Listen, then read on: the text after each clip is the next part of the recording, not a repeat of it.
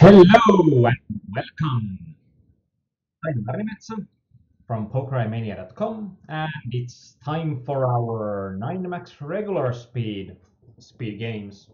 And these games were wished by Danita on our feedback thread. So I think that we haven't done a lot of regular speed games lately. So I think this is a good time to take a look at this. And like in general, it doesn't matter that much that what speed the game is.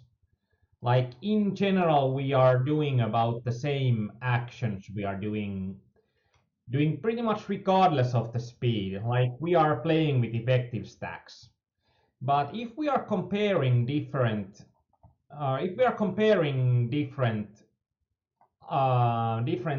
speeds, any club here is a nasty river, but I'm going for broke if he's going here. I think that with two pair, I think that we are going to be golden pretty often, even against an early open. Actually, that's pretty close because Ace King is also going to be in his range. We are basically beating Ace Jack and Ace Queen, but I think that out of at least those two hands, we are going to get value, and we might even get some interesting value from King X hands as well. Queen 9.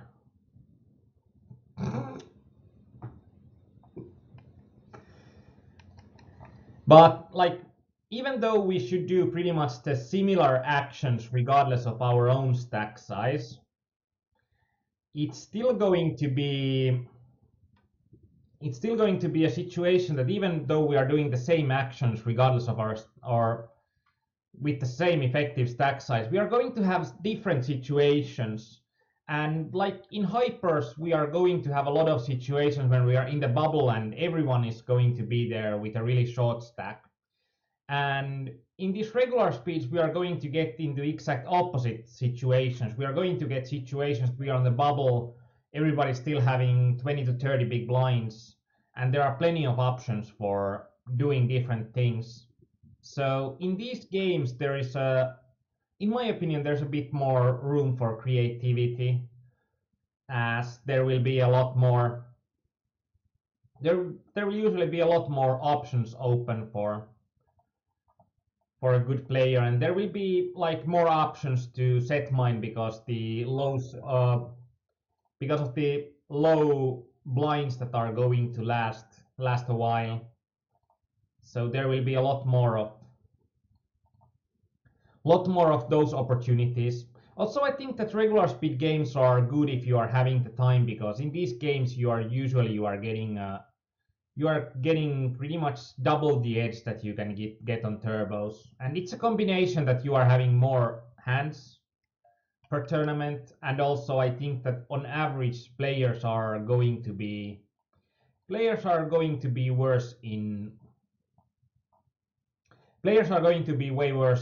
regular speed games. Like this $30 game, there's at least I think two regs that are pretty good, but otherwise I think that this is a very playable game. Trying to get as much value there as I can, and now I'm going to slow down when there are four to a straight on board. In here, I'm curious to see like how much my in here it's I'm going to be in an awkward spot if I bet, and then I'll need to pretty much be. Oh, I missed some value there. It's just going to be such an awkward spot to be in if my opponent re-raises me on the river, because even though I'm having a really high absolute hand strength, there are going to be multiple opportunities for my opponent to make a straight or a set there, and all of those are going to be hands that are going to be call calling pre-flop or limp calling pre-flop.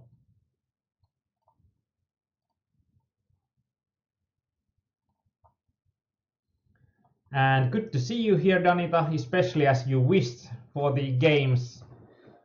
More, some of the time it's nasty to see like someone has wished for a game and then doesn't arrive to the session. So it's always nice to see when people are then joining the sessions instantly after they are getting what they are wanting to. And sometimes I'm watching on our forum on who's going to be online if someone has wished for something, and if they aren't online before the session, then it's going to be way more unlikely that I'm going to do the session that they have wished for in the feedback thread. But in general, I'm going to look for the feedback thread. Mostly if I don't have any guest scheduled or anything, I'm going to look at the thread and see if there's something that we haven't done in a while that has been asked. So those are going to be the golden rules on getting to see what you want in here. Like, first of all, ask what you want to see on the feedback thread. In here, I actually think that this is going to be an okay spot to bluff. I don't think that we are going to have that much showdown equity here. Actually, with only a king, we are going to have more because the board is double paired. Still, I think that I can get my opponent off of some ace highs as well, even though my opponent shouldn't fold an ace high there. And that's also a good plan if you are planning to move higher in stakes. Usually when you can get if you are a good player, you can get double the edge in the reg speeds. So it basically means it's actually quite close. Like if you are having, let's say if you are going to be really aggressive with your bankroll management, you are in a hurry to get up. It might be that you would require like 100 buy-ins at a certain buy-in level for turbos. But at the same time, with double the edge but a bit more rakes, so it might only need 60 buy-ins for normal speeds. So it's going to be an interesting situation. Also bankroll management wise, as bankroll management will always depend on what kind of edge do you get in the games and what's the variance of the game that you are playing. Interesting. Probably I'm going to have one table here that I can't use in the stream as I saw that there's one of our forum members here. If he isn't going to be, I'm not trying to see if I can see him on other tables. Now this was a misclick. I wouldn't be limping ace-4 off, and I won't recommend it to anybody. I tried to click the fold button, but like if this is going to be the hardest stuff to do, that can I hit the buttons today, it's going to be a great session, but I believe that it's not going to be the hardest one. Something that you don't have problems with if you are using hotkeys, as those are generally harder to screw up. It's only requirement that you are watching where your hotkeys are going.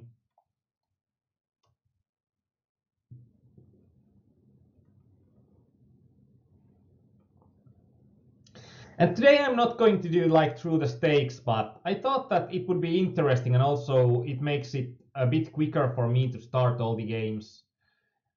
That it will be a bit quicker for me to open a variety of stakes, and then we can also see what kind of players do we see on different stakes and how do these games are going to differ from one another. And somewhat unsurprisingly, we are going to have the tightest table here, but we are still having players that we for sure want to play with. Like these two guys are players that we can pretty instantly mark that they are going to be good players to play against. And when a very tight player re-raises, it's going to be a really easy spot for us to raise fold from the button.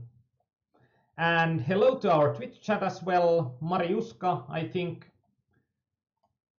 I might have screwed that pronunciation completely. But welcome. And like I'm usually constantly when I'm playing any game, I'm going to scan like, do I have players here that I for sure want to play against? For some players, it's going to take 10 hands to look like. If player plays 10 hands and plays like 8 out of them plays them passively, it's going to be really hard for the player to be a winning player at the stakes or player that we should avoid. It's most likely going to be a player that we want to play a lot against. And some players might be like 50 hands, and if players like 50 hands and he's playing most of his hands still passively, it's going to be quite an easy thing to just mark them.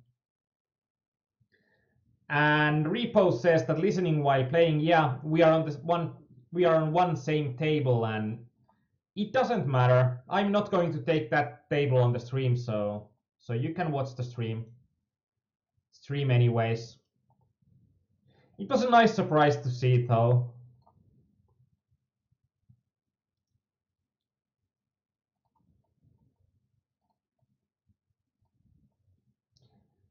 If we are getting some awesome hands together, I'm going to get the hands later on the stream.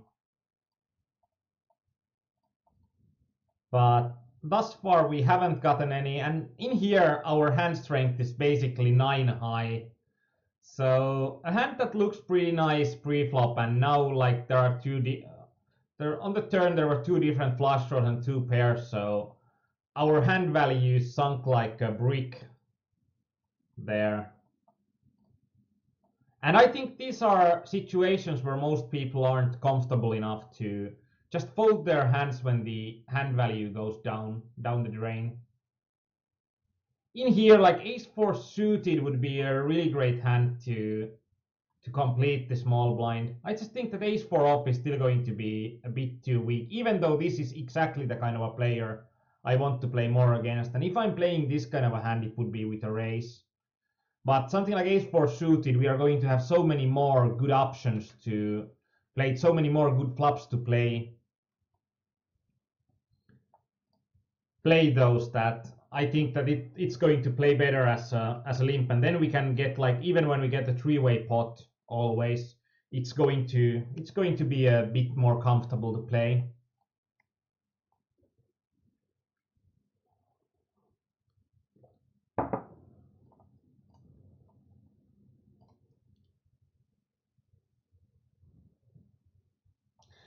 And last time around on the MTT sit and goes, I was worried about that I'm going to be a nit on every table, and in these cases it's going to be the complete opposite direction. So it depends a lot on what we are going to what's going to happen in here. He's calling me in position. I think that this is going to still be a good spot to c-bet. And I'm going to c-bet here with pretty much, I'm going to c-bet with good equity hands on the flop and bad equity hands on the flop. And that's like, I think that's one of those bad equity hands that when we didn't got any help from the flop, then we are just playing our ace high there. It does have some equity carrying forward, but not that much. I believe that if I'm thinking about what kind of range does Moshman call me there, I think it's going to be a pretty binary decision for him also to carry on or not. And I think that he's not going to carry on with much there. Especially as I should be quite a random for him. Opening pretty widely here. This is actually probably not the best place to open widely, as these two guys are both going to be quite active. This is going to be probably one of the hardest situations today at the start. In here we flopped some showdown equity, some backdoor draws. It's probably going to be a fold still. Like with a caller and a big 3-bet, I think that it's going to be a fold. It's something that I don't like to fold, of course. Folding is almost never fun. And this check is something that we didn't expect. It's going to be a call for against a small bet, of course. Like, we are mainly losing to only hands that are having a 9 or something like queen jack. Of course, pocket tens works also for our opponent. Pretty passively played, right from the get-go. Like, he only flat called pocket tens, then carried on with. He only flat called with pocket tens, then he didn't. I think the first time he bet it himself was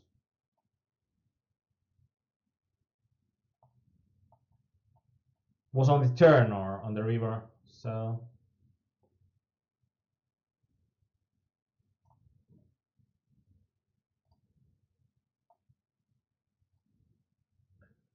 oh wow, we had the table that we are having together with repo, and we don't have a table together with repo anymore. Repo was the first one to exit our table, so. But no worries, I'm going to take repo's chips from the other guy that. Yeah, it's nice to get it in 3 ways when our opponents are having something like combined of 14% on the turn. It's also nice. Now I can have all the tables here that. Now I can have all the tables here and I don't need to worry about.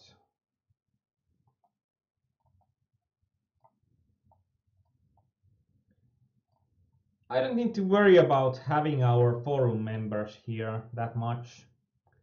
And we can see here that we are seeing a lot of pink. And pink is good. Pink is the color for players that I want to play against. Those are going to be the good customers. So yeah, trips for second nuts. It's not going to be an easy spot there. There with a set of queens. And I think usually something like a top set is played to perfection when you're just unfolding with it. So I don't see a mistake there by going through with it.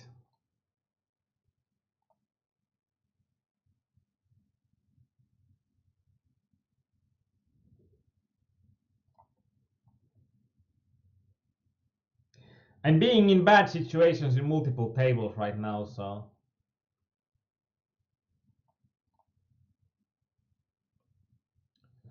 Really hard spots. And usually, like in these games, that when we are having more options, like with great power comes great responsibility. So even when we are having more options open, it also makes that our options are sometimes making our play a bit harder. Hello, Eki. Nice to see you on the English side as well.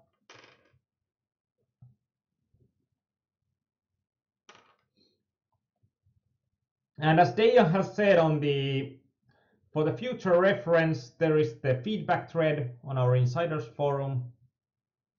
There have been quite a few requests already, and I think most of those requests have been accommodated right now.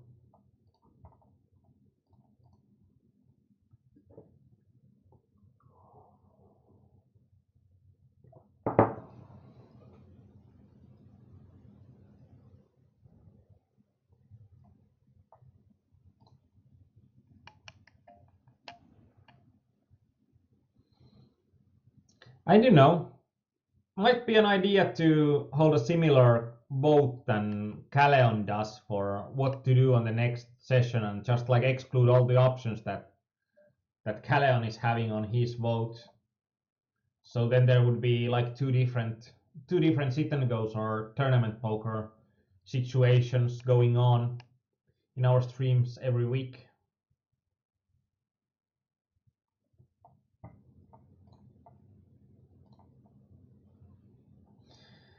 Actually, don't know. Tell me that would you want to vote for what's happening on the sessions, or do you like how it goes right now that you can have a you can ask for whatever you want, and it might be delivered this time or it might not. It's a bit like the Schrodinger's coaching. It, it might be what you want or it might be something else.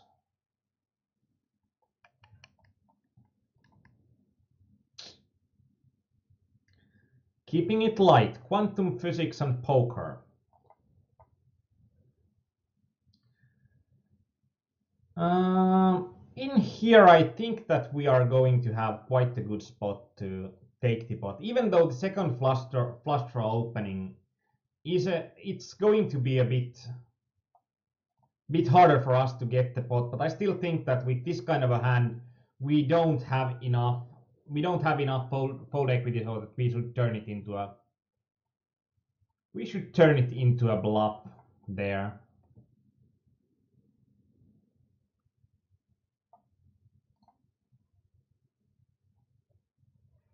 And like the same rules apply, like when do we start going down with our bet sizings? It's going to be like at approximately the same amount of effective big blinds, when it doesn't make much sense of going higher than a min raise as standard opening size.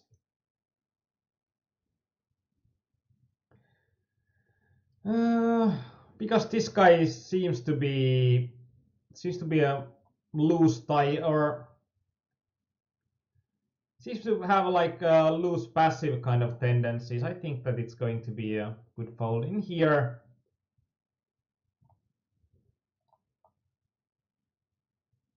In here we could also have bet it, actually. I think it could have been better.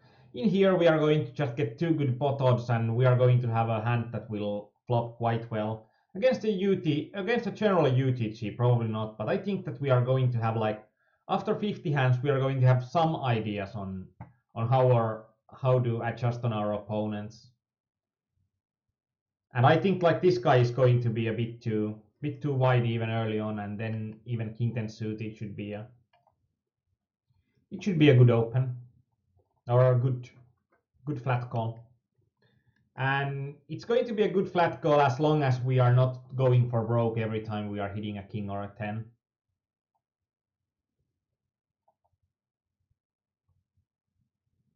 And it's also, I think that it's going to be a difference of how much you are, or how comfortable you are playing post flop, how much you are winning also on post flop. Like, the more hands in general, the better as a post flop player you are, the more hands you can play.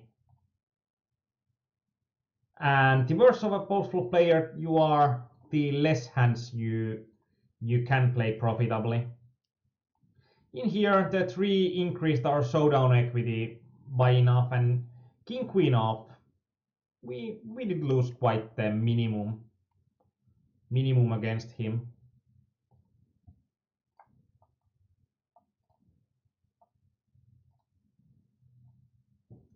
And Danita says that as long as you keep doing my suggestions, I don't see a problem. Yeah, like, the more people there are voting or giving suggestions, the more chance for everyone to get something that you like.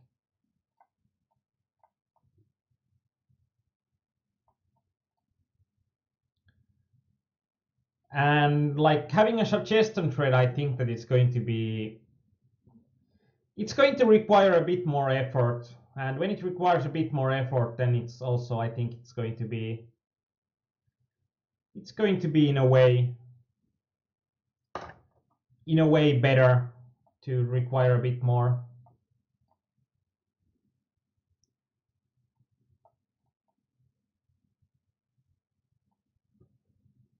And we are, like, I think it has started quite well. We have increased our stack size in multiple tables, so that's always going to be nice. And if I'm looking, like, this Sibern guy is going to be probably on my watch list on that is he a reg or not.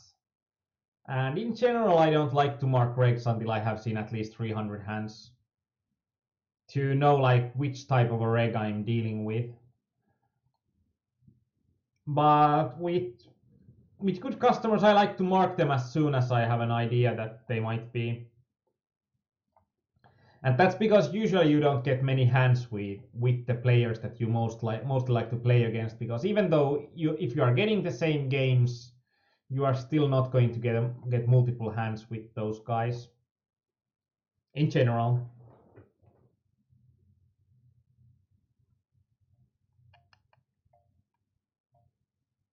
And I think that I'm going to open these games for something like an hour, because these games are going to last about an hour. So then we should have about 2 hour session today, which should be quite nice for the normal speed ones. And as you can see that even though I think that the blind speed is also only,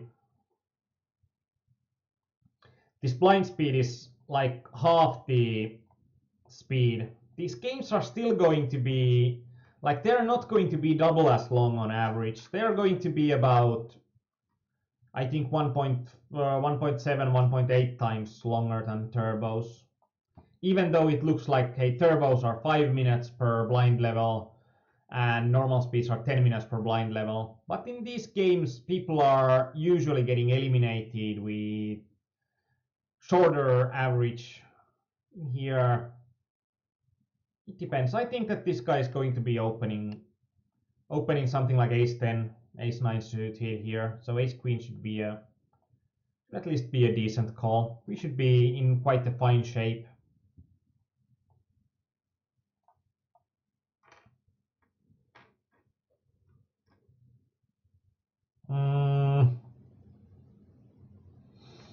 Does this hit well with his range? Actually, not that well. Now, when we hit our own ace, I don't pretty much see a situation that we could fold in this case. So let's get it all in. And our opponent is here with a pair of tens. I'm not that surprised about that. This was the table that we had with repo. Unfortunately, we don't have repo anymore. But we we lost one $7 table and we got one back pretty instantly from outside the screen.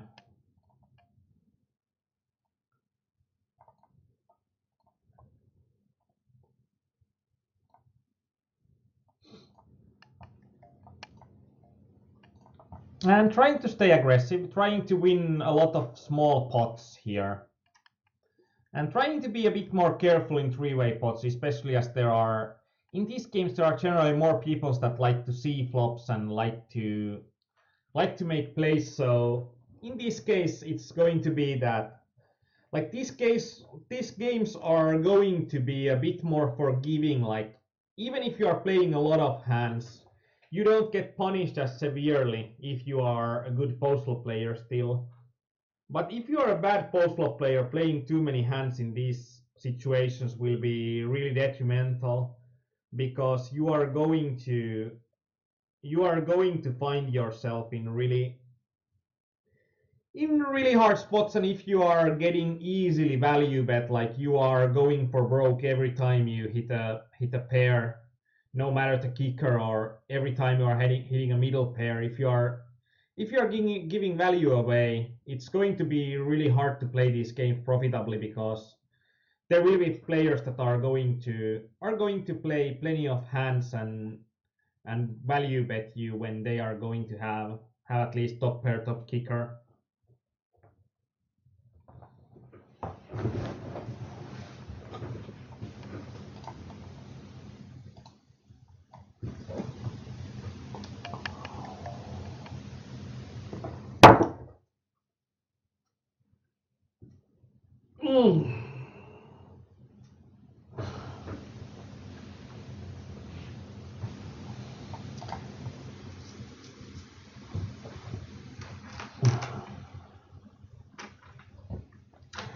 trying to get a bit more coffee in.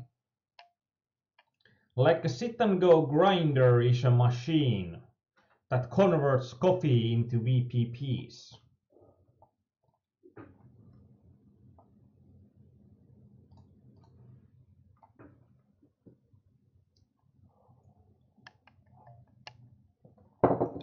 And usually that means some work for also the coffee grinder.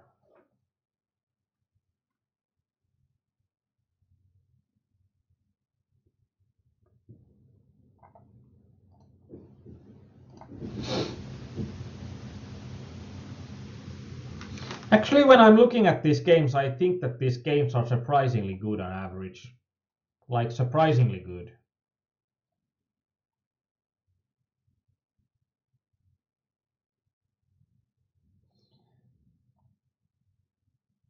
Our cards actually turned up to be a bit better. And we rivered our straight. And we are having also one blocker to clubs, so let's try to get some value out of this. Like if he's having a 9, it's going to be a hard time for him to give it up if he's a random player here. Ace 4 off. I think that this plays better as a shove, even though we are like 16 big blinds deep there. Like if we are thinking about the tourney adjusted big blinds, we are just like 9.4 big blinds deep there. So there are so much money in the blinds and antes already that it makes stealing in that spot and stealing, and if I'm getting called, it doesn't matter that much in that spot. And that's just going to be a hand that plays pretty bad if I'm getting flat called, if I'm in race and get flat called. In here, I'm thinking about shoving against height or cutoff here. I think that, this is actually hijack. I think that on average is going to be with a wide enough range for it to be profitable.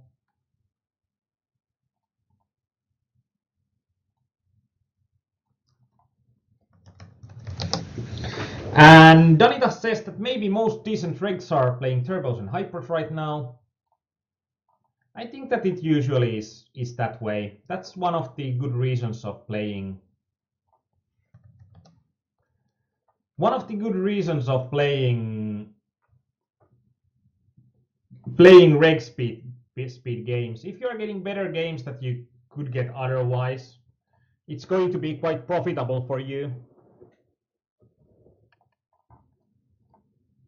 Like with sit and goes, it's going to be like how much you earn is going to be dependent on how good games do you select out of the games, how well do you play, and what kind of volume do you play.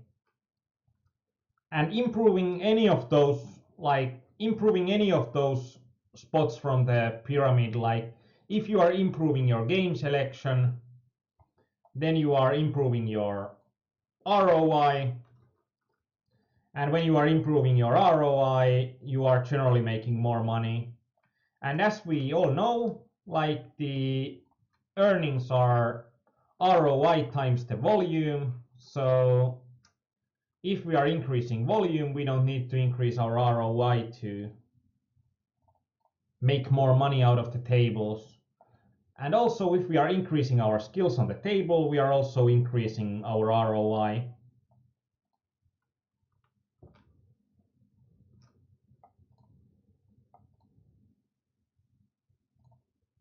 I did a pretty huge mistake into value betting smaller than I should. Actually, let's try to get that hand as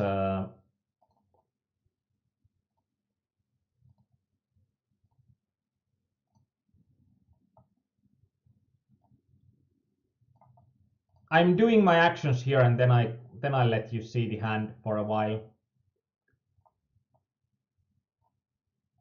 But on an outside table, I had ace king, and then there was like one of the players that are going to be good customers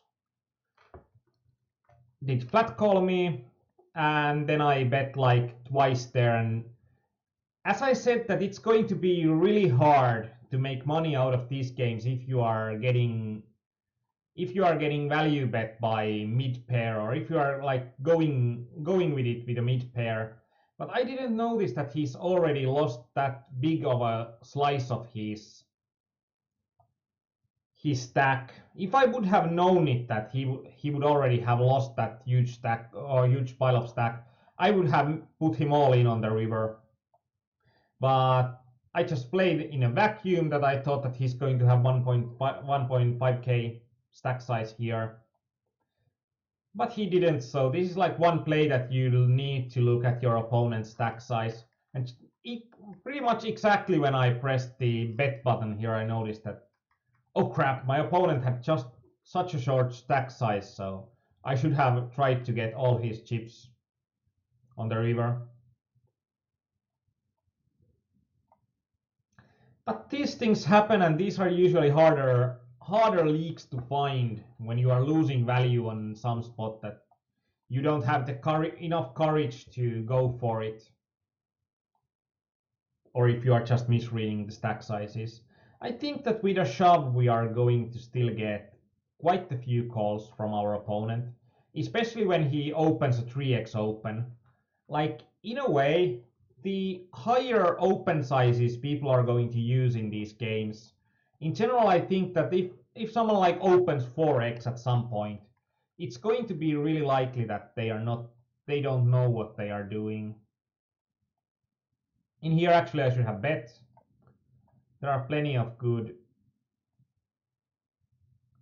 This guy shouldn't have any good over. This is going to look pretty spooky. And this is just we are going for fold equity here. And I should have c-bet this, like, check raising that is going to be spooky most of the time. It's like I missed a c-bet, but this is such a good place to bluff, so. And against a guy that is looks to be a good customer, we shouldn't go for spooky lines most of the time. Now it works, so then I look like a genius, but I could have looked like an idiot there as well. Like, opponent 3-bets there and I need to fold while putting in like 1/3 of my opponent's stack size already in on the flop. But I don't mind looking an idiot sometimes. Like, if you are in a poker table and you are never ashamed of what you have done and what kind of lines you have taken, I don't think that you are then taking enough risk and trying to like expand your comfort zone. Comfort zone is a nice word for it. Like, if you are not pushing the boundaries and you are not going outside your comfort zone, you are missing out on value.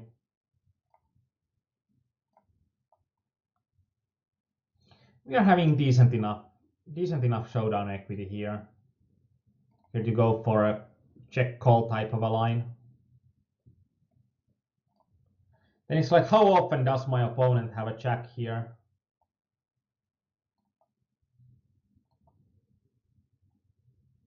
Not often enough, I think.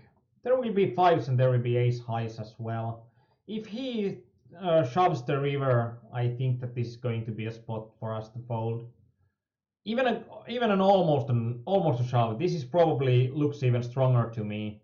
Like, I'm saying that this is close to 100%. This is going to be a jack.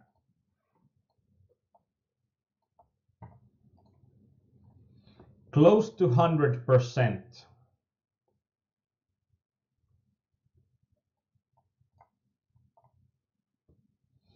And I think that most regs are like looking over like these normal speed games that you can't get enough volume in these, and these are not running that high up. Like, if you are going to play like $30 normal speeds, you are not going to play a lot of them in a day. Like, there are going to be so few games that are running. But still, like, if you are including these games with your other grinds, I think that these can be really profitable. Really profitable add-ons.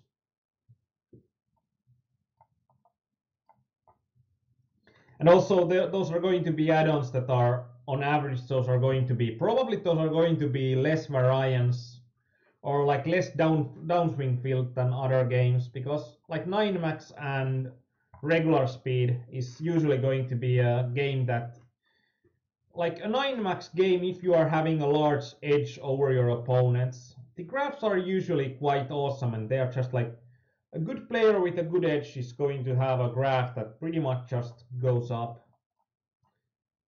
Like if you're having something like 5 to 7% ROI in the games, you are not going to encounter a big downswing, or you're not going to encounter that much big downswings. So something to keep in mind. And for someone playing like the similar sized hypers, like I think 2% is going to be great ROI if you're playing $30 hypers.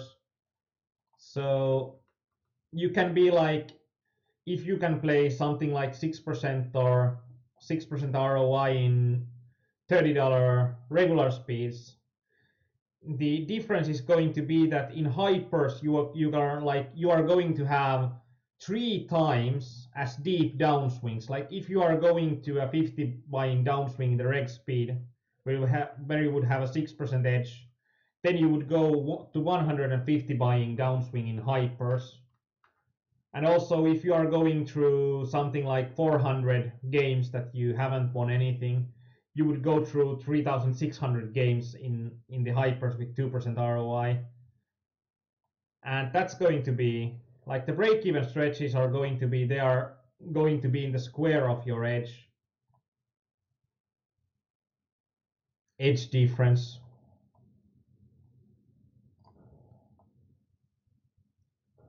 I think this is going to be, this guy is aggressive enough for me to go all in with ace 10.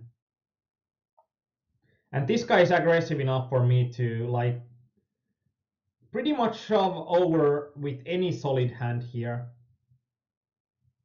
We got lucky. I like getting lucky.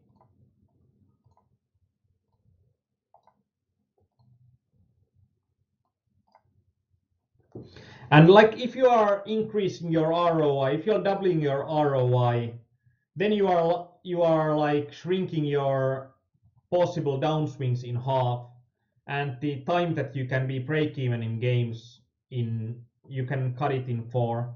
And if you can like multiply your ROI by 4, when you are multiplying your ROI by 4, then you are like shrinking your downswings to 1/4, and also your break-even stretches are going to stretch 16 times. The possible break-even stretch times are going to be like 16 times less. So that's why improving your game and improving your game selection is going to be a really key in tournament poker, in my opinion.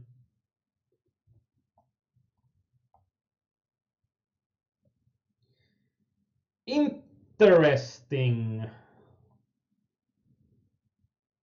If we are flipping against this guy and there are going to be such a shorties behind us, that I think that it's going to be plus EV for us to just go all in with pocket fives, even though we don't expect to be that much ahead of our opponents here.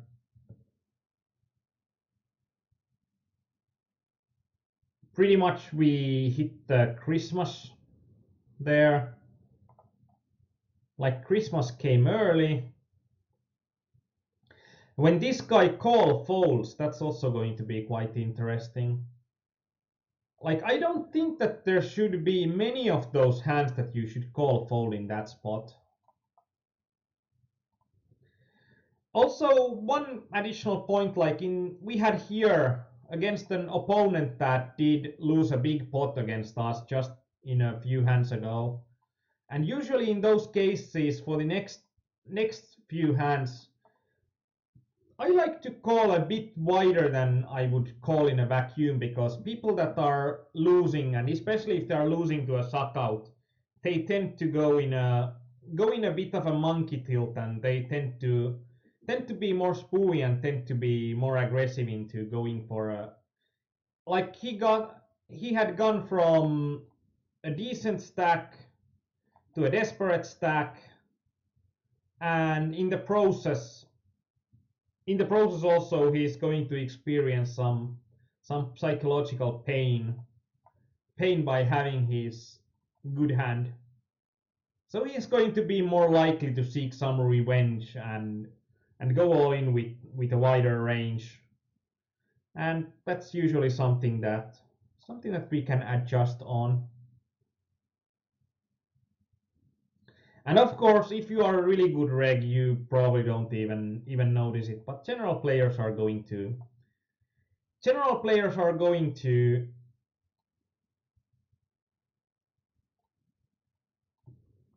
have some differences. And in here we can see like what kind of situations we are going to see a lot in these games.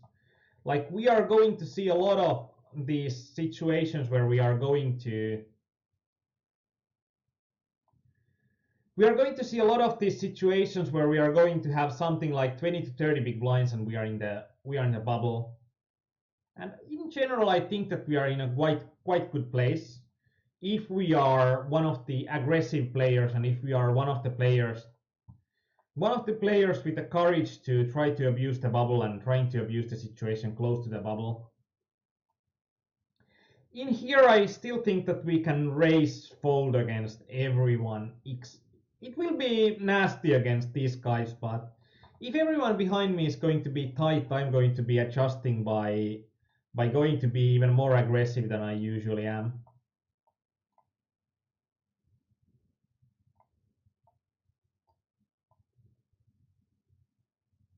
And if you are having any questions, you can always ask me. It's always going to be a bit easier if I'm having some questions here to answer to.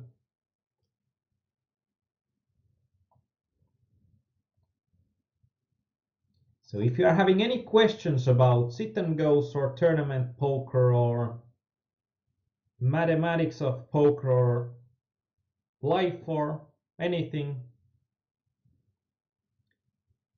feel free to ask. Now it's your time.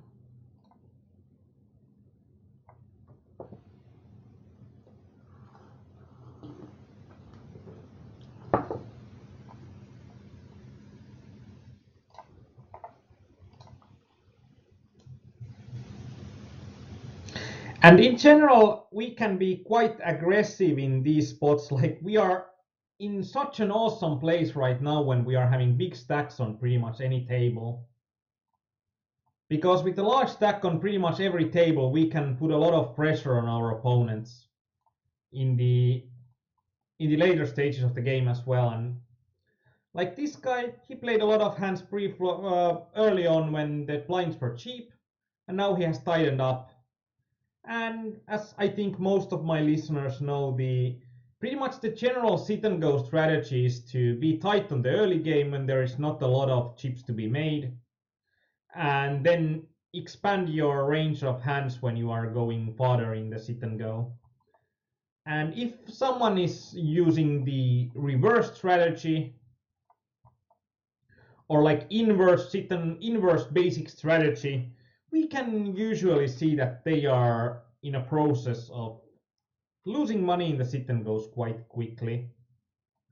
And those are going to be exactly the players that we want to play against.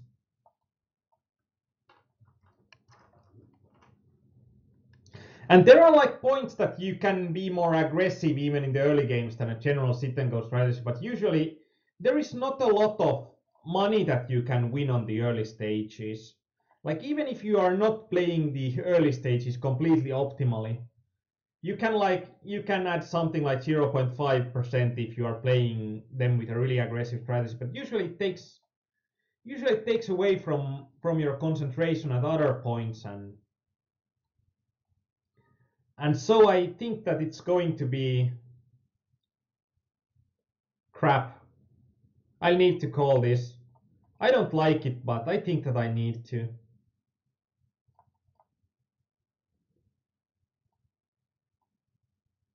Crappy spot that my opponent re-raised there.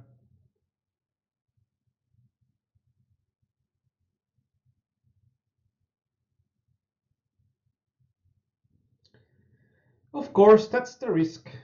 Even when we are opening widely, if we are having a solid hand, like we can still on that spot, we can fold the crappiest hands. But when we need to fold the crappiest hands, even against this guy, then it usually makes a lot of sense to fold those crappiest hands, even be pre-flop.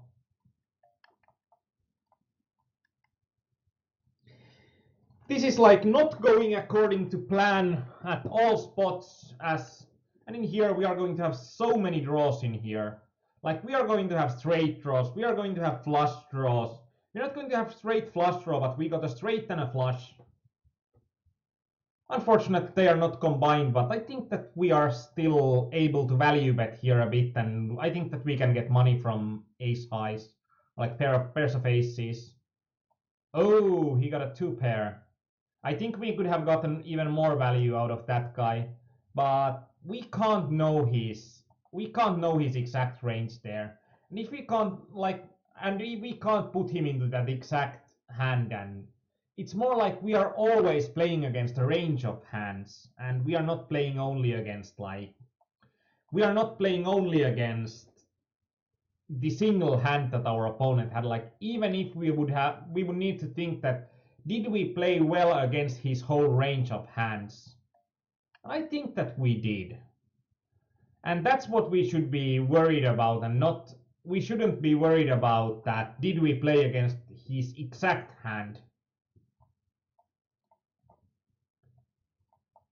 that much. Like usually there might be some spots that we can like put our opponent into one single hand.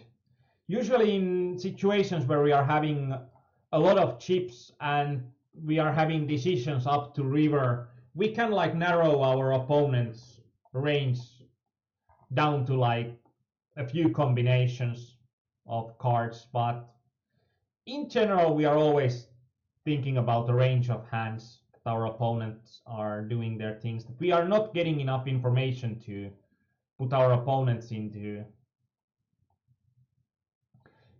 an exact hand, and that's why it's so important to always try to think about ranges.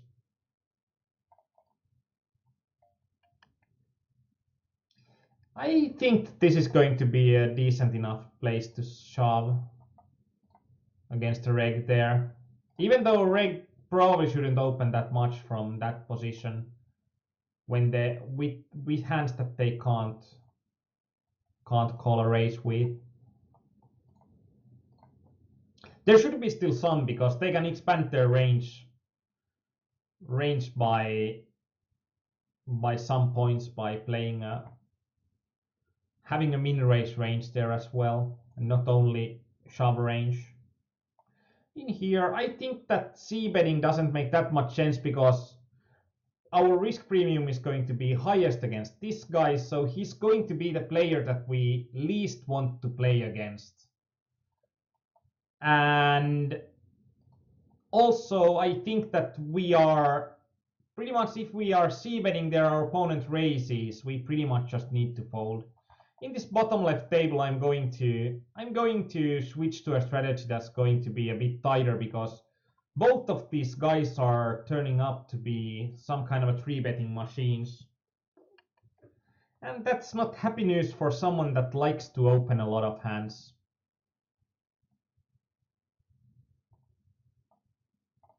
Pretty interesting in here. This is pretty close to I think this is a spot where we can put a lot of pressure. This is pretty close that we could even shove this. Actually, it's going to be a profitable shove. I'm pretty sure about it. But in three-way spot, it's going to be a profitable shove. I don't like my opponent's call with ace-8 off, since there aren't going to be a lot of hands that there shouldn't be any hands a reg will shove on that spot that he would do better than flip against. But in here, before the bubble, our risk premium against the biggest stack is going to be so much higher that in a really similar situation, I don't think pocket deuces is going to be a shove. And that's like one nice part of of tournament poker and sit and goes in general, that there are so many different situations that you need to learn and you need to be proficient in, and you need to know like what affects what, how does your range change in different situations.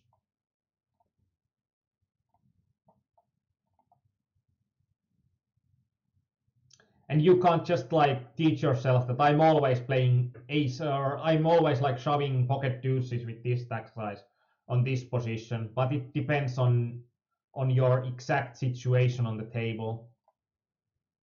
I think that right now I'm going to call this guy if he shoves. It's going to be quite close still, I think.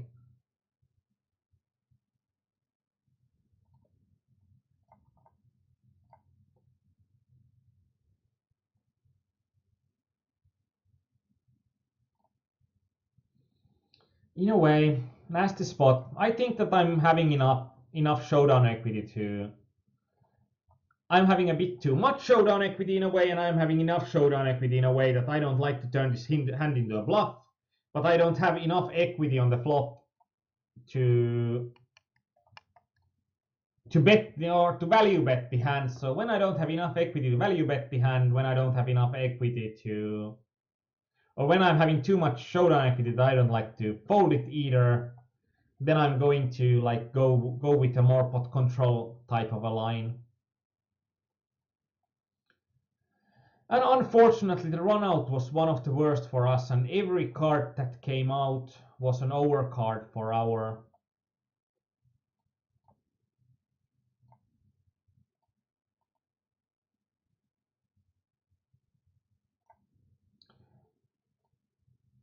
pair, and also we got four to a straight and four to a flush. So if we are talking about draw heavy boards, that's going to be one of the key examples of a draw heavy board. And even though our absolute hand strength might be good in that spot, our relative hand strength is not going to be that good.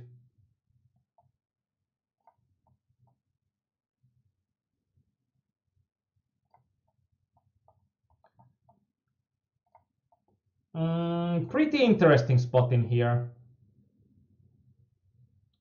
A pretty interesting spot in here too, because this is such a good hand, but we are in such an awkward spot against the big stack opponent, especially when he has played a lot against us.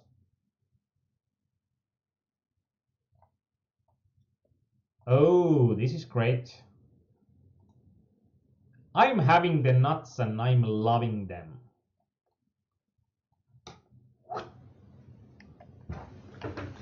Money in the middle, money in the middle. And my opponent is not having the nuts, but still having a great hand. Really nice, really nice. So we are in the money in the $30 game. We are in the money in multiple games. Like I have started probably 8 games thus far, and I'm in the money in 4 already. So there is like one game that is in the money and it's outside the tables here, because I just haven't like, I can't move tables here because I'm getting so far in each of these tables. So I think it's a good problem to have, but it's a problem still. But like I'm having one cool table I can't show you guys outside the screen.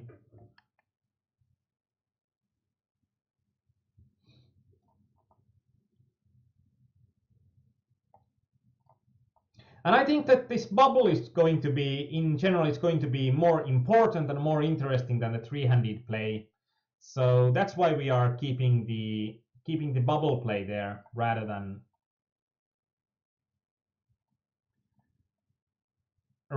going for the in the money game.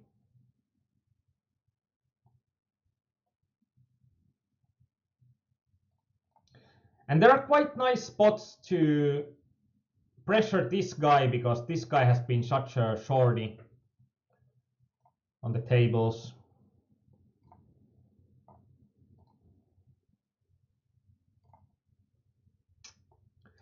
This was actually really close, this king 9 off, because this table has been such an aggressive table, three-handed. So it could actually have been a decent equity hand even against two guys here, which it generally shouldn't be. Here I think that these guys are going to be too tight for me to take part in the pot with a7 suited. And they are going to collide enough in that spot for me to not take part in. Like, no matter what happens in that pot, pretty much every combination, every permutation is going to be pretty nice.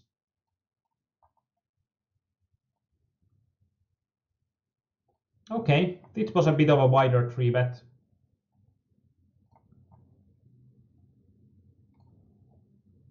No worries, we are running good at the key points.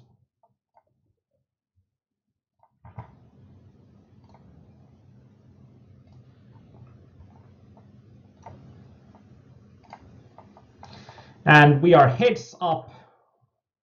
Actually, right now I'm heads up in 3 tables, so. Wow. Wow, wow.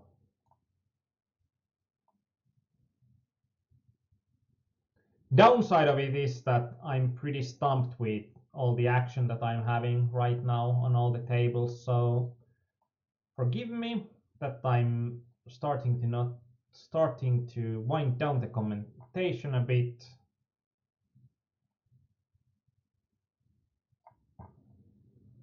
And yeah, these reg speeds seem to be working for me. Sure looks that way. And again, we are at the same table with repo. So I'm moving it away. Out, out, and away.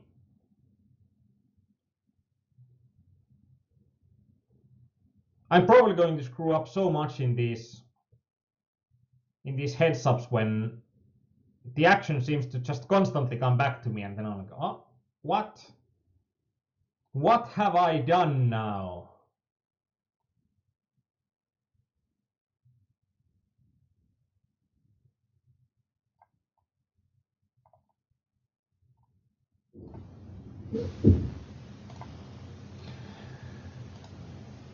Uh, 4.25x open in bottom right standard. If I did it, it's probably because of some table ninja mishap on the table. If I did open 4.25x, it's going to be a mistake.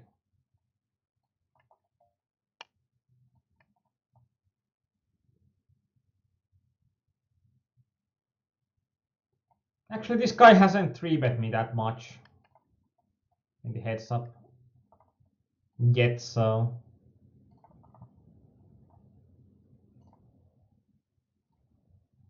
And as Deja said, that sometimes TN just screws you over, that it doesn't see the pot size or something correctly, and then it does interesting stuff with the bet sizing sometimes. I try to be not scrolling, like I'm never going through, like I never browse internet at the same time, because I know what it can do. It can do terrible things. In here, it's like the nastiest card on the in the deck on the river.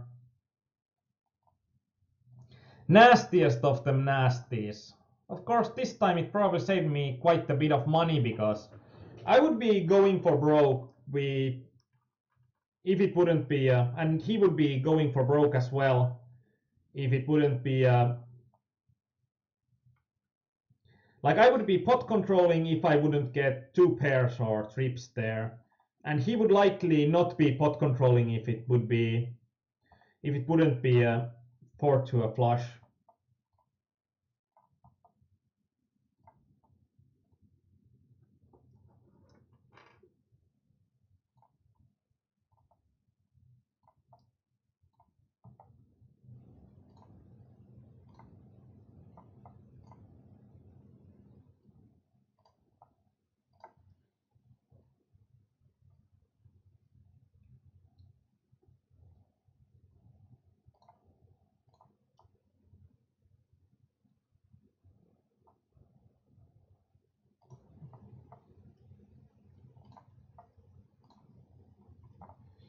Really interesting spot in here because we are all going to be with such a we are going to be so close. It's going to be quite a nice spot to semi-bluff. We are so close in chips here, so it's going to be really interesting to see how it works out. Whoa.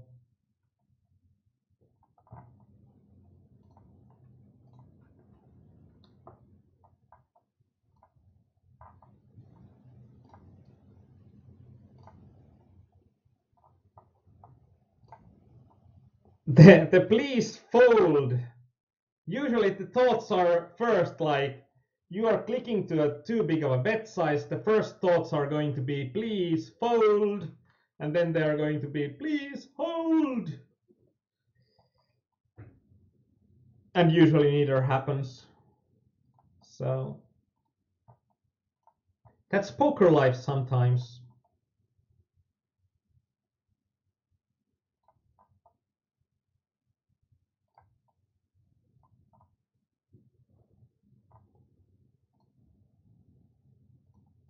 A really nice spot when we are not going to risk that much now that we are going to be the biggest stack. So being the biggest stack when the stacks are quite close to equal is going to be quite important. In this heads up, if our opponent just checks, we are going to try to steal the pot on the turn.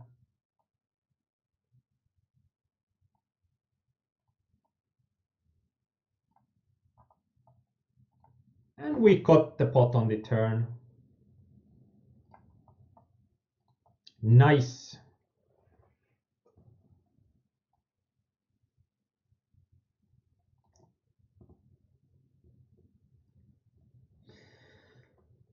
Almost as nice as winning the tourney. I wonder how that feels like, winning a tourney.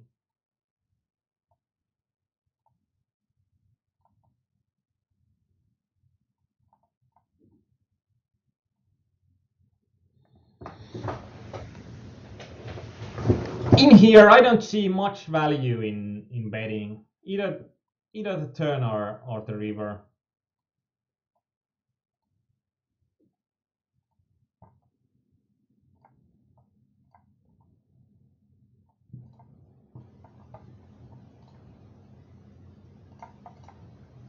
Oh, I would have hoped that we would have gotten that pot a bit earlier on, but nope. Nope, we didn't.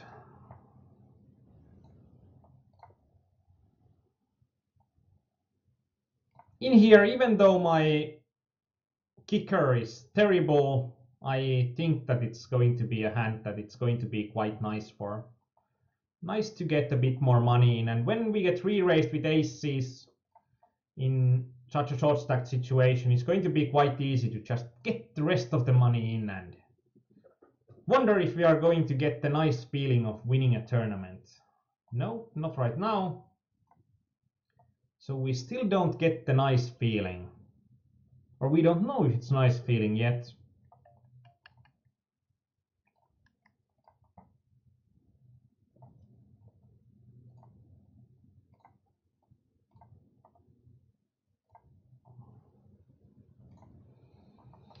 He donk bets me, and that's quite curious. I think that when he donk bets me, he's going to have some kind of a weak showdown equity hand.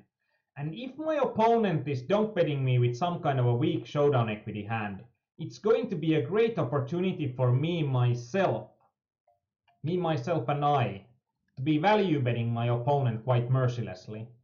Like, if opponents in general are leaking information about their hand strength at certain points, it's up to you to take use of it. And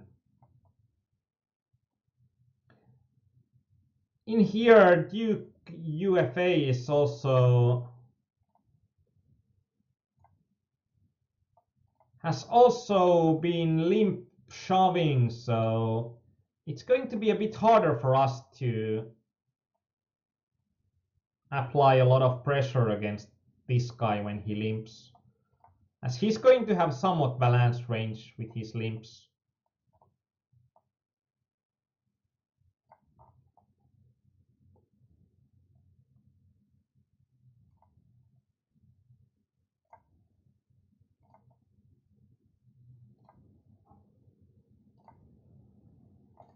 This probably looks like exactly what it is, so not a great spot. Not a great spot by any means.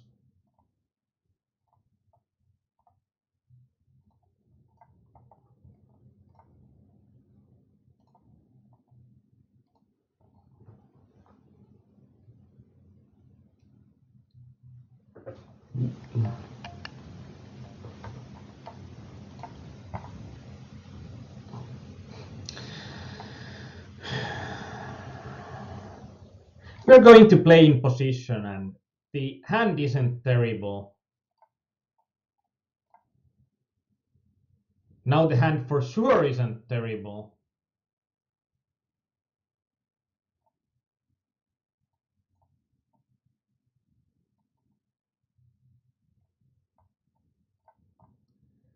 It's kind of a click back. I think that we could also have shoved there. Pretty nice in this heads up.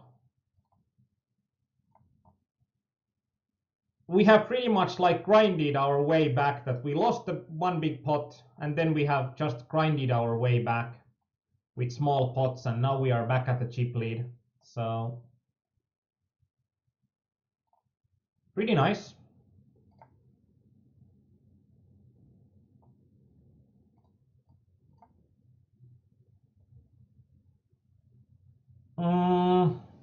We don't need actually that much equity in here, but I think that we are going to risk a bit more than we would see here.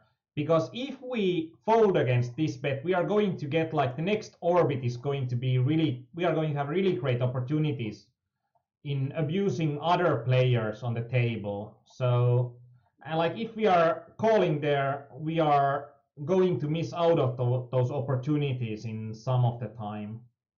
So there's like an opportunity cost as well.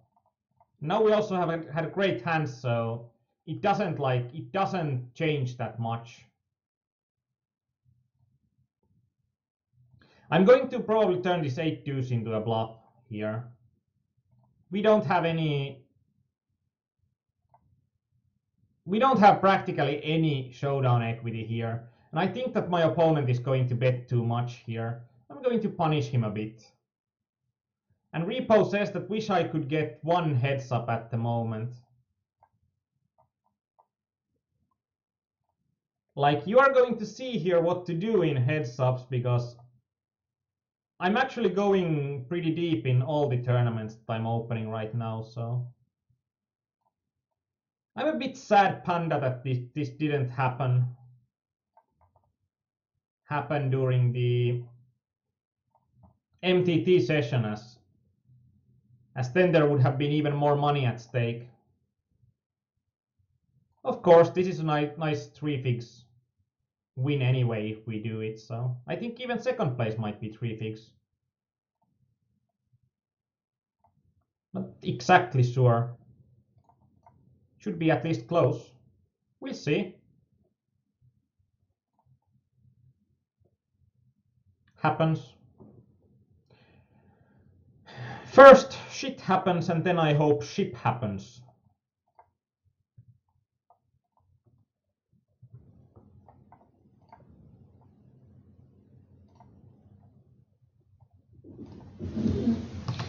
We are getting a bubble here.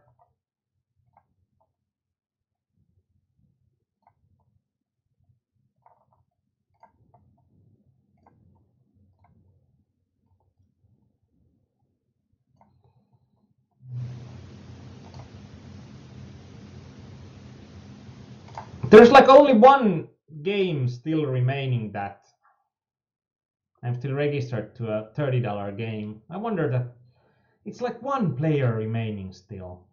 Probably I should just unreg it. Yeah, it's going to take too long. Sorry guys. Having a too good run here, so that's why we don't see a lot of games. This guy has been really aggressive in general, so I think that we are going to be ahead of his range. If he goes for 3 barrels here, it's going to be really sucky, Because I don't think that this hand is good enough to call 3 barrels, but it's going to be good enough to call 2 barrels, especially with a run out like that.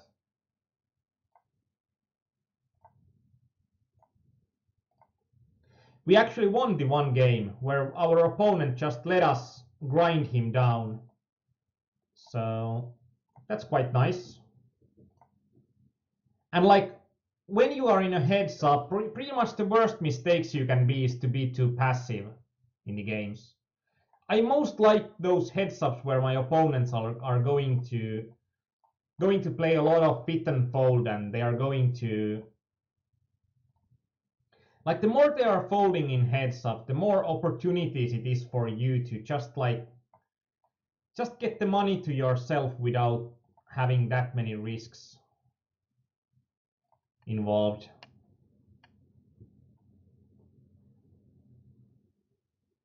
And like bad point is that we are having like 2 $1.5 games at the heads up at the moment, so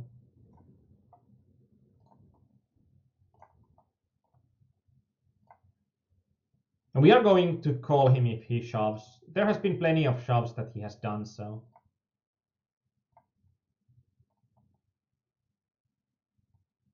And pretty much one of the perfect flops for us. And our opponent there hasn't folded a single time, so in here we are going to have enough equity to call, but it's still a bit icky.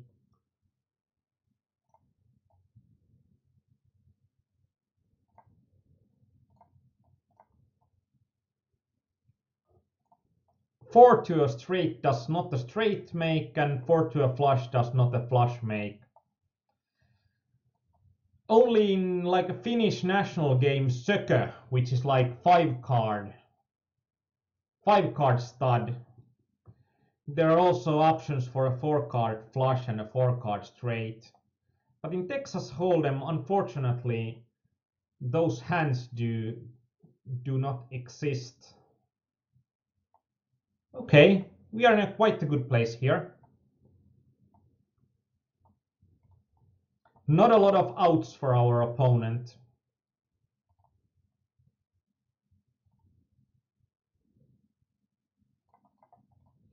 Bit of a hero call there, but against an aggressive opponent we need to do those hero calls as well.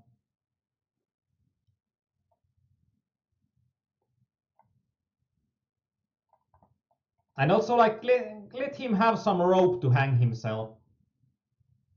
Actually, that would probably be a spot that I would be better off c-betting. C-betting that portion of my range.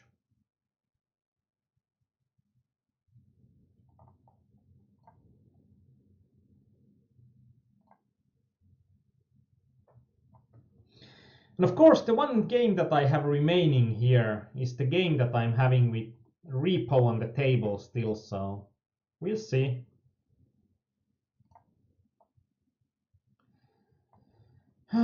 Queen 3, Queen 3. I think that this is going to be slightly too bad against a general player. Like, how much does a general player raise there?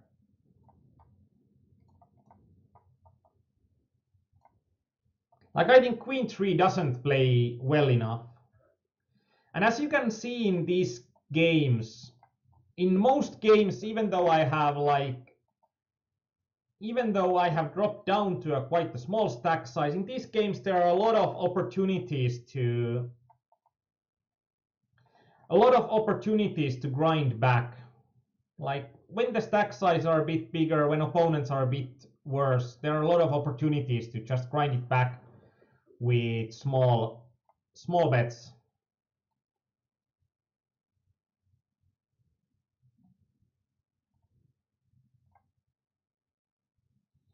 This is probably a hand that I should have shoved there against the opponent that I'm unsure about. What does he do?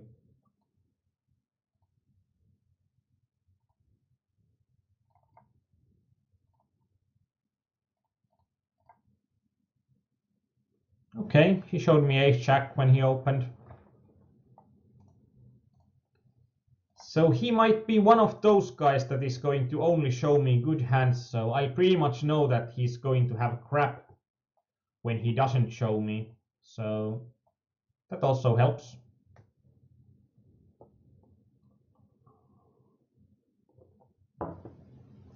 Now we are not in a good spot. In here, when we have known a bit more of our opponent, I think that Queen 7 is going to be strong enough.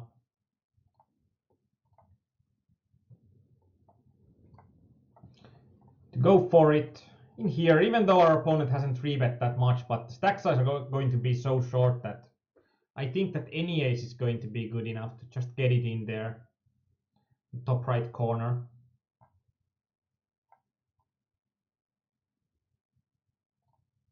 I'm getting it in such bad spots right now in all of the heads ups at the same time. So I need to get a bit lucky here. I need to get a bit lucky here. And at top I got lucky.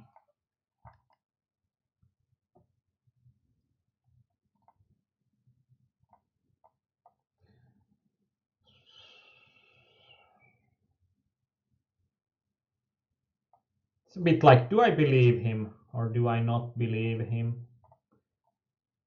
Like, I have a decent equity against anything else but a jack there. It's just going to be like, what's the probability of my opponent having a jack then?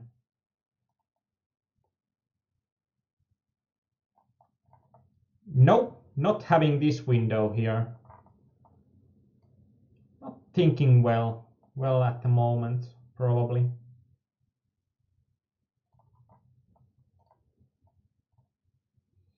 In heads ups, it's sometimes hard when your adjustments are leaking from window to window. Like in this window, I'd like to be as aggressive as I can from the button, and there's like no hand that's not playable. And also, but on this window, it's going to be a bit of a different adjustments.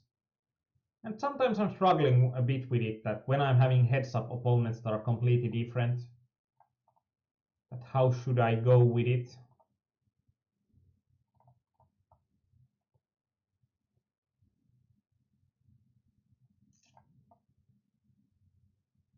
In here, when we are on the bubble and there's going to be such a shorter stack than us, we are not wanting to play against the biggest stack. We want to avoid it as much as we can.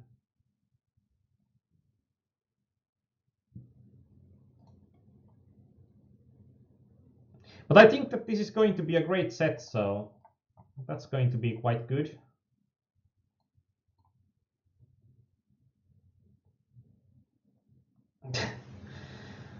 Picking my spots well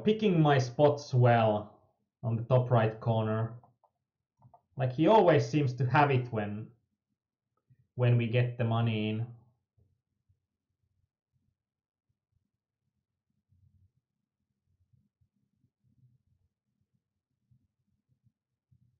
In a way, we have gotten lucky a couple of times here. That helps a bit. I would hope to get some better cards in here so I could defend a bit more against this opponent that's really aggressive in raising, but when I have just gotten some pretty crappy hands there, not a lot of opportunity in defending. And even though I said that we don't want to get involved with the biggest stack, pocket tens.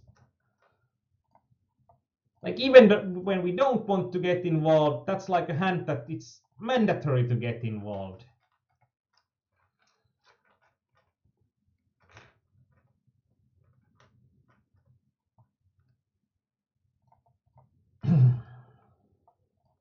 And if he's now like, he hasn't pretty much like, he has open and like never folded and always having a top 10% hand.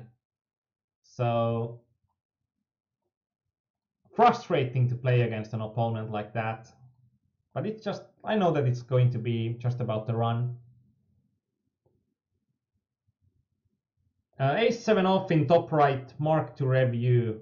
It's 13 minutes ago, so oops, didn't notice your call there, or your message there. I'll try to find the ace-7 still, because now I think the hands have been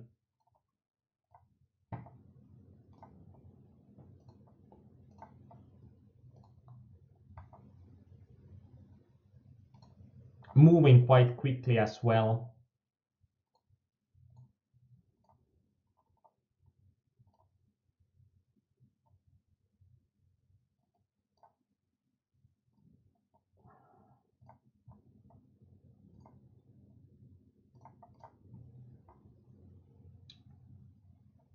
Just going to be too good of a hand, and I don't want to limp this type of a hand that won't have that much good stuff happening for it when we flop something. Oh crap, I'm having so many ace-7 hands here. Could you recap a bit what happened in the ace-7 hand?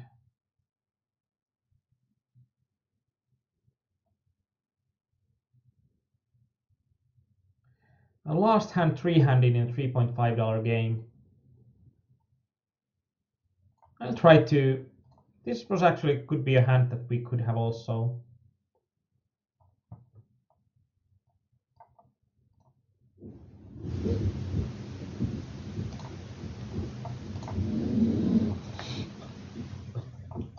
We could have also limped probably.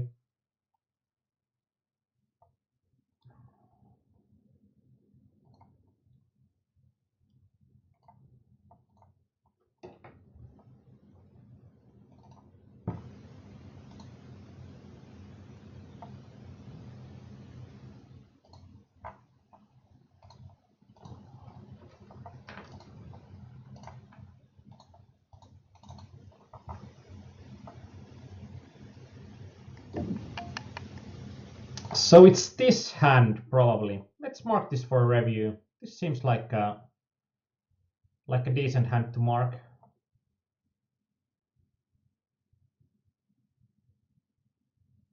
It's like when I'm looking at this hand, I'm going like, what happened here?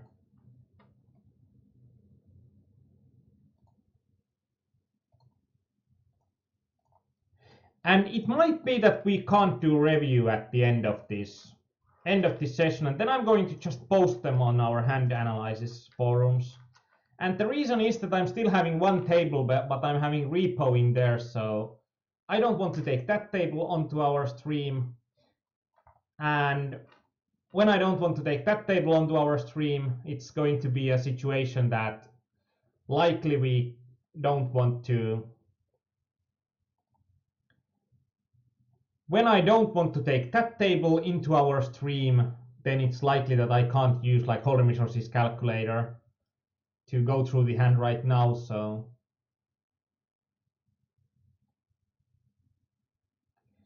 I found out the hand already. Thanks, Donita. And always appreciated when someone asks for a hand to mark for review. And this is like, even though I said that these games are going to be soft, this is not what you should expect. Like my in the money is somewhere like 75% right now. So I think that on the river we can go for a thin value bet, but our opponent would have bet for value if he would have had an ace already. And like they have put a link to our YouTube channel on the Twitch chat. Also, I'd have to say that if you are watching this, if you like what you see, please follow us on Twitch. Also, subscribe to our YouTube channel so you can see there are tons of videos. I think something like 630 videos already from our previous sessions. And register to our forums. I think it's one of the best places to improve your poker game in English right now. And the Finnish side is even better. So if you are Finn, it's going to be great place to improve your poker. And even if you don't speak Finnish, the English side is quite great in improving your poker game right now.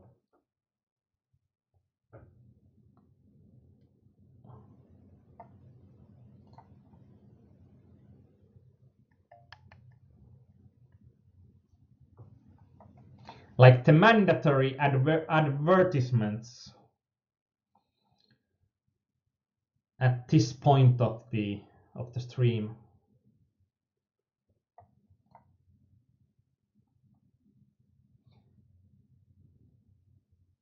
And why it's good if you tell your friends, the more people we are having watching, the more people we are having on our forums, the better stuff we can do for our members. The more sessions we can do in here.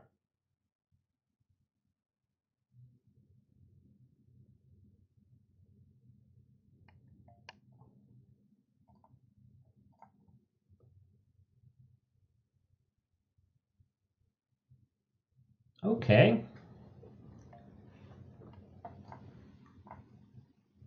This is a hand that I hope that I would get the pot pre-flop. And right now I'm a bit worried. I'm less worried, I think. If my opponent bets, I think that I'm pretty much forced to fold. Especially when he bets big. I think that I'm beat pretty much every time there. But I thought that on the flop I'm at a great place, and pre-flop it's also going to be a great spot for me still.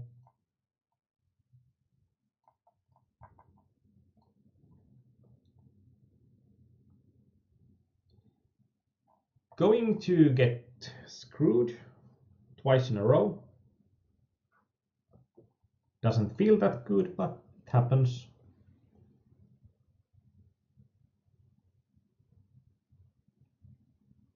It's nice still that we are having this three-handed game. Like it's a bit harder when we are having something like a nine-handed table, the last table remaining.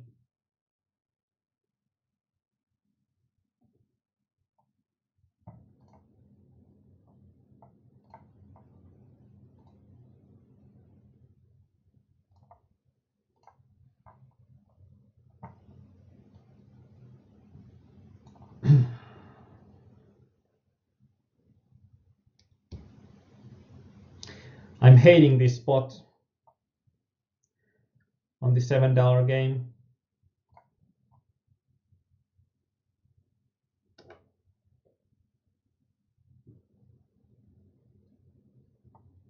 I can't call it, but I wonder would I have played it better if I would have just checked behind? Probably. Queen 7 suited, it's like something like Queen 9 suited, it would be even, I think it would be better to check back, because then I'm going to have even more good flops. And Queen 7 suited is like, it's like, do I want to see a flop or not?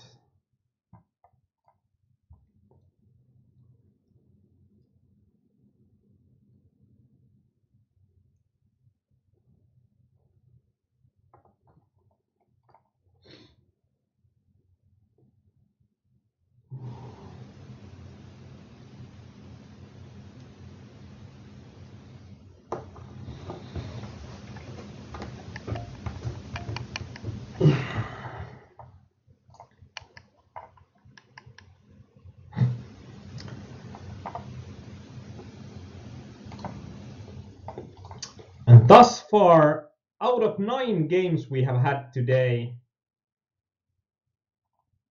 I have finished in heads up in 5 already, and 1 is in the money, so pretty nice. Like at least 66% in the money percent.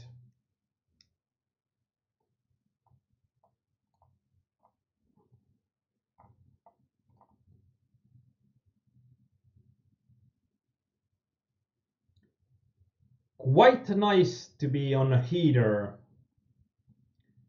during a session.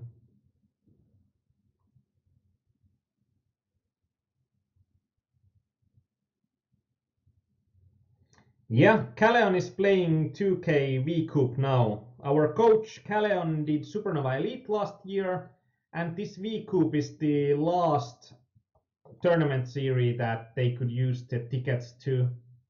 So I think like when you were Supernova Elite last time, you could get like $5,200 to use for buy-ins in the largest tournament series during this year.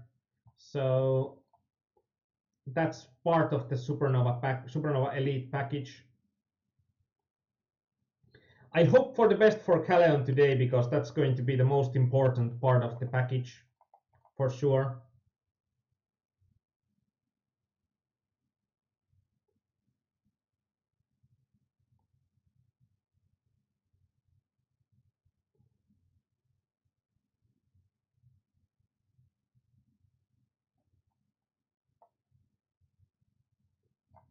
These spots are going to be even more and more awkward when we are having like two guys that are playing plenty of hands.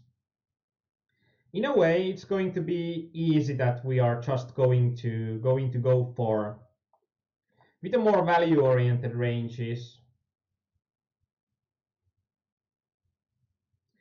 I think 6-7 suited is a good hand to open with, and with that kind of a flop, it's good enough for one barrel. And if our opponent doesn't fold against one barrel, then I think that it's probably going to be a hand that we are not winning.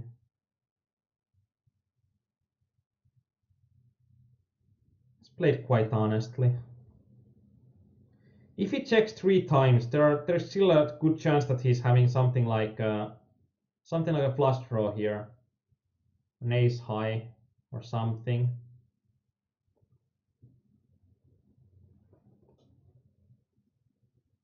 And yeah, it's nice to be on a heater because then you can like say crap like that and be right every time. Oh wow.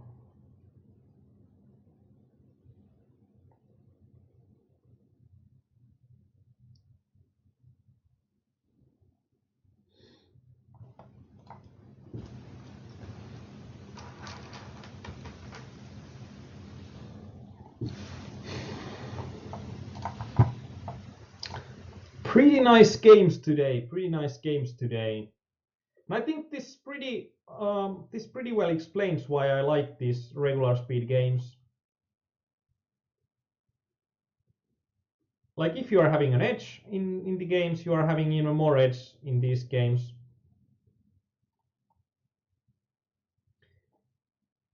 But it will require you having the edge at a slightly different part of your game. Like in these games, it's going to be more important in how you play the 15 to 30 big blinds zone compared to something like hypers, where the most important stuff is how well you play from 15 big blinds down.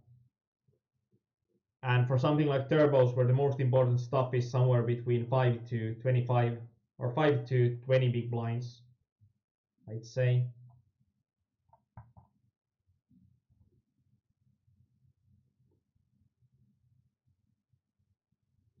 And like in hypers, it might be a really important thing to.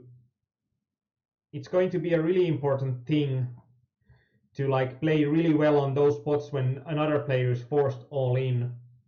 Like who is going to be forced all in, and that's going to be really important to know in hypers and know the mathematics, know how much the blinds and antes are going to cost.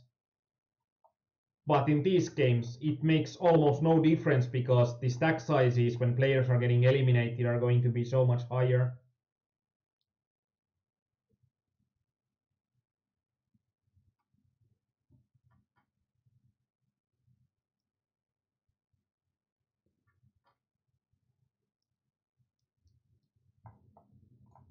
Okay, let's get it in.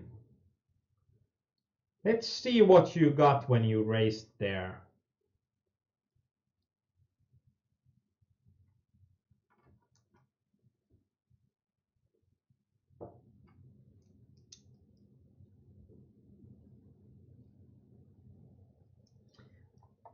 I believe he had jack.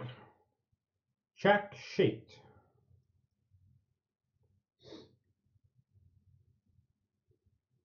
Okay. This is officially this is the 6th heads up during this session.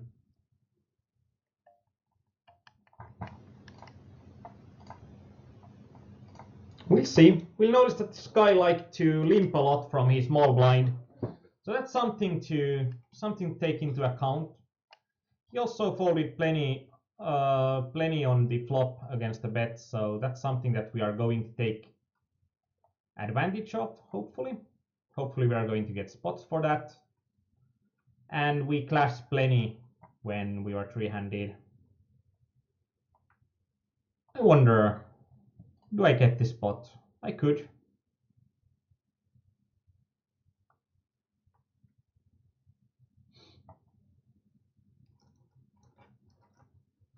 Opportunity makes the thief. And that was a plenty good opportunity to be thieving from this guy. And stealing is such an ugly word, but oh, how much I have learned to love it with when playing poker.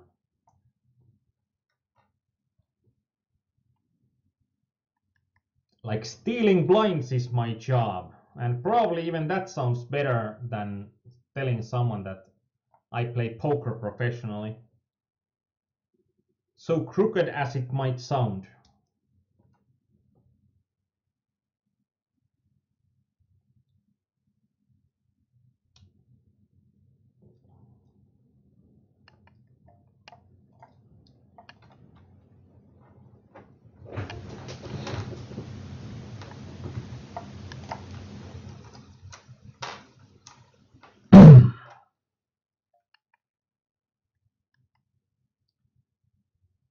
Nah, we can fold our crappiest hands when we know that our opponent likes to play a lot of flops.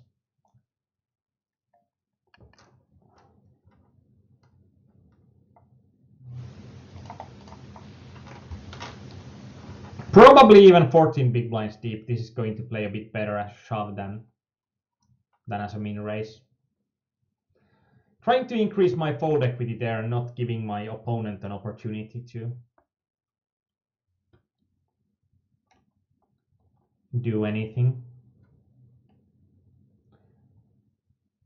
Really interesting though that I'm seeing that my opponent was really active four-handed and three-handed with the big stack, but now he has tamed up a ton.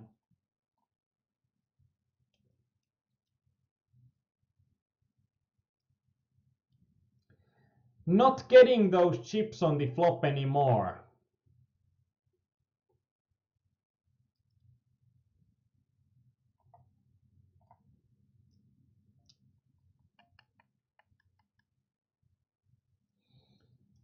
Oh well, perhaps I deserved that, but like he has always folded when the action has gone that way.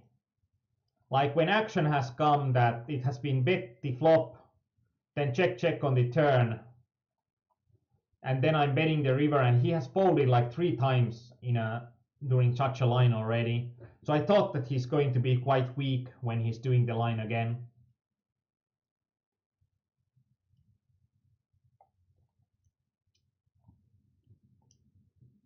I wonder if my opponent is adjusting. We're like having flush draw. We are having 2 middle cards. We are having a straight draw. We are having everything.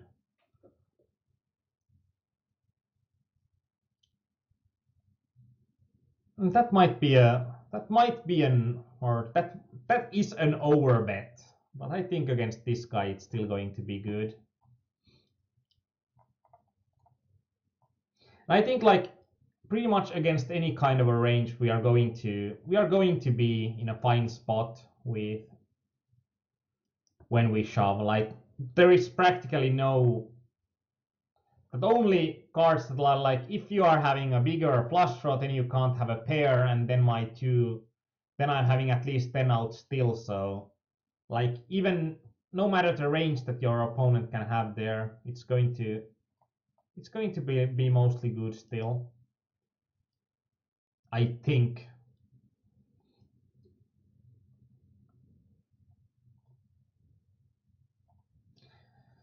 We are nearing the bubble in the table with repo. So now there are still 5 players remaining. Unfortunately, I'm on the 5th place. And 5th place isn't that nice.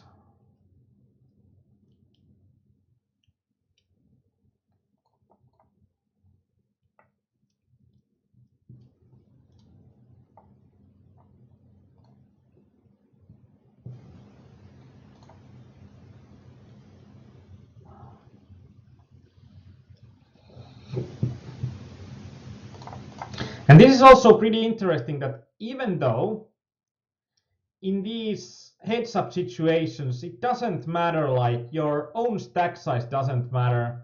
But I have noticed that a lot of my opponents are going to play differently if they are having a big stack size and the other guy is having a small stack size.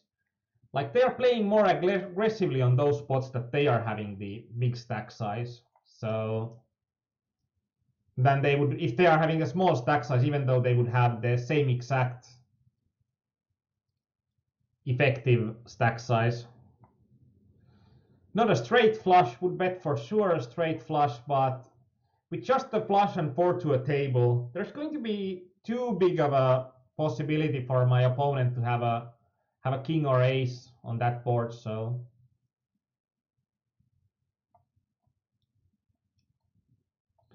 not trying to get the rest of the chips in there.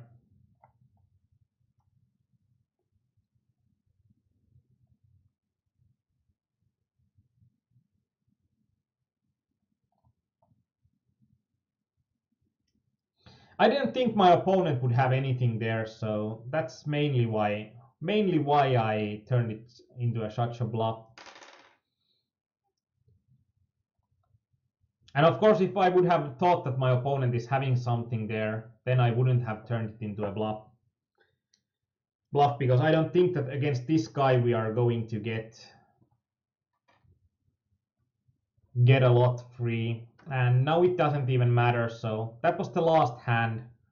And as we are having like a table with repo, I can show it to you. So we are having a table with repo left anymore, so we can't use hold'em resources.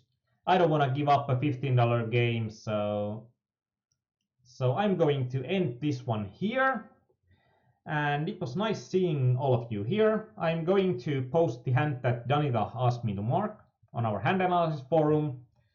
And there is one interesting hand that I posted to my blog that's pretty much about thinking on how different tools work. And I posted the same hand into my Finnish and English language blog. So go check it out and think about it yourself, that what happens there and why the things happen. So, but right now it's going to be time to say goodnight. If you are still playing poker, may this be a winning night for you. If you are going to sleep, have a good night. And especially, I'm hoping that Caleon will have today a great night in the 2.1K World Championship of Online Poker. Bye!